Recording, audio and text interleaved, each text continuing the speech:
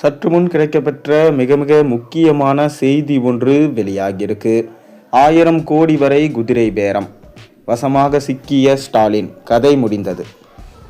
சமீபத்தில் தாவேகா சட்டமன்ற உறுப்பினர்களிடம் பேரம் பேசி தாவேகா அரசுக்கு எதிராக செயல்பட்டதா சிலர் கைது செய்யப்பட்டு திமுகவின் பிளான் ஏ தோல்வியை தழுவியதை தொடர்ந்து தற்போது பிளான் பியை திமுக அதிமுக ஆகிய 2 கட்சிகளும் கையில் எடுத்திருக்கிறதா தகவல்கள் வெளியாகியிருக்கு.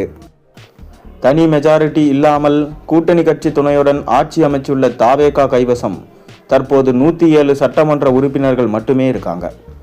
ஆகையால தாவேகா கைவசம் இருக்கும் 107 சட்டமன்ற உறுப்பினர்களில் குறைந்தது 10 தாவேகா எம்எல்ஏக்களையாவது ராஜினாமா செய்ய வைப்பதற்கான வேலையில திமுக மற்றும் அதிமுக ஆகிய 2 கட்சிகளும் இணைந்து செய்வது வருவதாகவும், இந்த செயலுக்காக சுமார் 1000 கோடி வரை வாரி இறைக்க திமுக அதிமுக ஆகிய 2 கட்சிகளும் தயாராக இருப்பதா சொல்லப்படுது.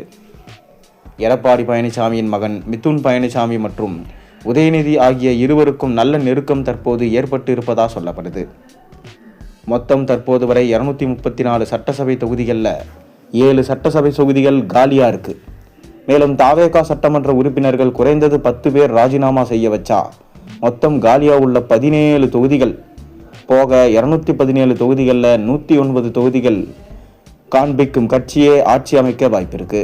அந்த வகையில் திமுக கைவசம் இருக்கும் 59 சட்டமன்ற உறுப்பினர்கள், அதிமுக கைவசம் இருக்கும் 41 சட்டமன்ற உறுப்பினர்கள் மற்றும் பாமக தேமுதிக ஆகிய எம்எல்ஏக்கள், மேலும் திமுக கூட்டணியிலிருந்து வெளியேறி தாவேகா அமைச்சரவையில் இடம்பெறாமல் வெளியிலிருந்து ஆதரவு கொடுக்கும் கட்சிகளிடம் திமுக பேசி வருவதாகவும் செய்திகள் கிடைக்கப்பெற்றிருக்கு.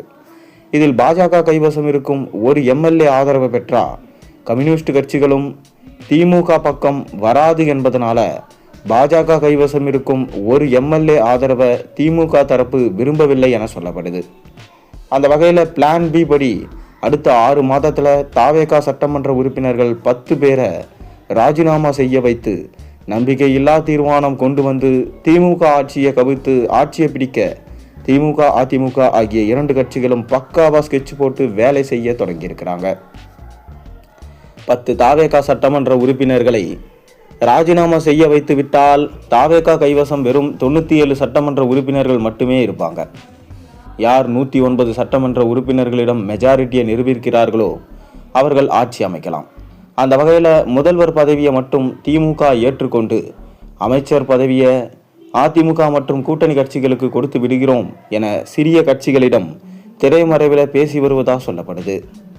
அடுத்து ஆட்சி அமைத்த பின்பு காலியாக உள்ள 17 தொகுதிகளில் இடைத்தேர்தல் நடத்தி அதில் 10 தொகுதிகளில் வெற்றி பெற்று தொடர்ந்து ஆட்சியை முழுமை செய்யலாம் என திமுக அதிமுக 2 கட்சிகளும் திட்டமிட்டு வேலை செய்ய தொடங்கியிருக்கிறாங்க.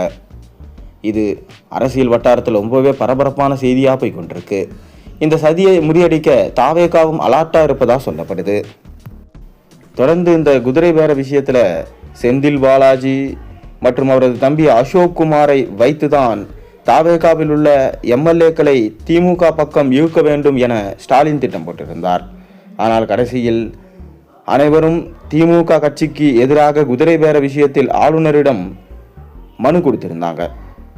திமுக சார்பிலும் தாவேகா அரசுக்கு எதிராக மனுக்களை கொடுத்ததை நாம பார்த்திருந்தோம்.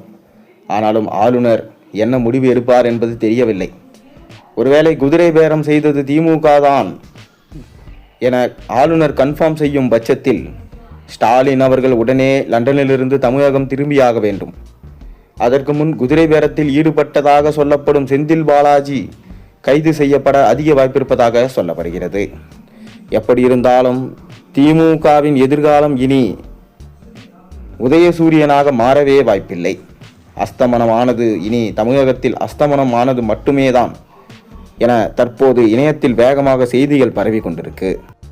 மேலும் முதல்வர் விஜய் தலைமையிலான அரசுக்கு நீதிமன்ற வழக்குகளில் அடுத்தடுத்து பெரும் பின்னடைவுகள் ஏற்பட்டு வருவது அரசியல் வட்டாரத்தில் பெரும் பரபரப்பை ஏற்படுத்தியிருக்கு. எதிர்க்கட்சிகள் மற்றும் சமூக ஊடக விமர்சனங்கள் மீது காவல்துறை மூலம் எடுக்கப்படும் சட்டப்பூர்வ நடவடிக்கைகள் பலவும் நீதிமன்றங்களின் கதவுகளை தட்டும்போது அரசுக்கு சாதகமாக அமையாமல் சரிவுதான் சந்திச்சுட்டு வருது. அரசு தொடுக்கும் முக்கிய வழக்குகளில் நீதிமன்றங்கள் அடுத்தடுத்து காவலில் வைக்க அனுமதி மறுப்பதும் முக்கிய எதிர்க்கட்சி தலைவர்களுக்கு சாதகமான உத்தரவை கொடுப்பதும் விஜய் அரசின் சட்டத்துறை மற்றும் உளவுத்துறை மீதான விவாதங்களை அதிகரிச்சிருக்கு. அண்மையில் சமூக ஊடகங்களில் தமிழக அரசு மற்றும் முதல்வரின் குடும்பத்தினரை விமர்சித்து வீடியோ வெளியிட்டதா திமுக ஜென்னிசெட் பிரிவை சேர்ந்த நிர்வாகிகள் மீது காவல்துறை கடுமையான பிரிவுகளின் கீழ் வழக்கு பதிவு செஞ்சது. திமுகவின் ஜென்னிசெட் பிரிவை சேர்ந்த முக்கிய நிர்வாகியான சரண் ஜெயராம் என பிடிக்க காவல்துறை தீவிர முனைப்பு காட்டினாங்க. ஆனால் இந்த வழக்கை விசாரித்த நீதிமன்றம் காவல்துறை தரப்பில் வைக்கப்பட்ட சிறை காவல் கோரிக்கையை நிராகரித்து அதிரடியாக உத்தரவிட்டாங்க. இதே போன்று சமூக வலைதள பதிவு விவகாரத்தில் கைது செய்ய முயன்ற ஜென்னிசெட் ஒருங்கிணைப்பாளர் அன்பானந்தம் விவகாரத்திலும் அரசுக்கு தோல்வியே சந்தித்தது. ஆரம்பத்தில் சென்னை உயர் நீதிமன்றத்தில் முன்ஜாமீன் மனு மீது விசாரணை நடந்த நிலையில் பின்னர் நீதிமன்றத்தில் காவல்துறை அவரை சிறையில் அடைக்க கோரிய போது அந்த கோரிக்கையும் நீதிமன்றத்தால் நிராகரிக்கப்பட்டு அவர் விடுவிக்கப்பட்டார். அரசியல் களத்தை தாண்டி சமூக ரீதியாகவும் அரசு எடுத்த சில நடவடிக்கைகள் நீதிமன்றத்தில் ஈடுபடலை. கரூர் மாவட்டத்தை சேர்ந்த மாற்றுத்திறனாளி சமூக ஆர்வலரான பரளி தங்கம் என்பவருக்கு எதிரான காவல்துறை எடுத்த கைது நடவடிக்கையில் நீதிமன்றம் அவரது சிறை காவல் கோரிக்கையை நிராகரித்தது. அதேபோல முன்னாள் அமைச்சர் அனிதா ராதாகிருஷ்ணனுக்கு எதிராக தொடரப்பட்ட வழக்கிலும் நீதிமன்றம் சிறை காவல் அனுமதியை வழங்க மறுத்தது. அரசுக்கு மீண்டும் ஒரு சட்ட ரீதியான முட்டுக்கட்டையை போட்டது.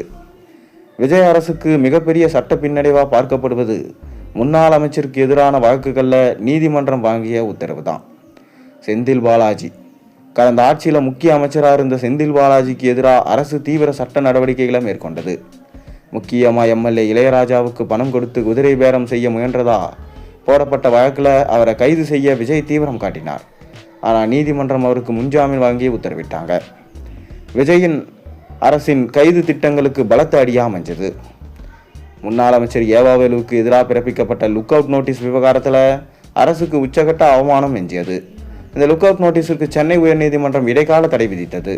இதனை எதிர்த்து விஜய் அரசு உடனடியாக உச்சநீதிமன்றத்தில் மேல்முறையீடு செஞ்சது. ஆனால் அங்கும் அரசுக்கு ஏமாற்றமே மிஞ்சியது. உச்சநீதிமன்றம் உயர்நீதிமன்றத்தின் தடையை நீக்க மறுத்து அரசின் அப்பீல் மனுவை நிராகரித்து தடை உத்தரவை நீடித்தது. அரசு பொறுப்பேற்ற சில மாதங்களிலேயே வழக்குகளில் தோல்வியை சந்தித்து வருவது காவல்துறை அவசர கோலத்தில் வழக்குகளை பதிவு செய்கிறதா என்ற கேள்வியை எழுப்பியிருக்கு. விமர்சனங்களை எதிர்கொள்ள முடியாமல் கைது என்ற ஆயுதத்தை அரசு தவறாக பயன்படுத்துவதாலே நீதிமன்றங்கள் கடுமையான நிலைப்பாட்டை எடுக்கின்றன என எதிர்க்கட்சிகள் குற்றம் சாட்டுறாங்க. அது மட்டும் இல்லாமல் ஏவாவேலு, செந்தில் பாலாஜி, அனிதா ராதாகிருஷ்ணன் போன்றோர் தப்பி சென்றதை விஜயால் ஏற்றுக்கொள்ள முடியல. சிங்கப்பூரிலிருந்து ஆப்ரேட் செய்யப்படும் அந்த நபர் யார்? மேலும் ஹவாலா பணம் மூலமாக குதிரை பேரம் நடந்ததா? இதற்கான டிஜிட்டல் ஆதாரங்கள், ஆடியோ ஆதாரங்கள், வீடியோ ஆதாரங்கள் அனைத்தையும் சேகரியுங்கள் என விஜய் அதிரடியாக கூறியுள்ளார். நாம் சேகரிக்கும் ஆதாரங்களை வைத்து ஸ்டாலின் தமிழ்நாட்டுக்குள் என்ட்ரி ஆவதற்குள் நாம் அதிரடியாக ஏவாவேலியும் செந்தில் பாலாஜியும் கைது செய்ய வேண்டும். அவர்களுக்கான ஆதாரங்கள் ஸ்ட்ராங்காக இருக்க வேண்டும். மேலும் அருண் ஐஏஎஸும் தற்போது திமுகவுக்கு சுணக்கமாக இருப்பதால் அவரை மாற்றியிருக்கிறார் விஜய். கூடிய விரைவில் இந்த விவகாரத்துக்கு விஜய் அரசு தக்க பதிலடி கொடுக்கும் என்று நாம் எதிர்பார்க்கலாம்.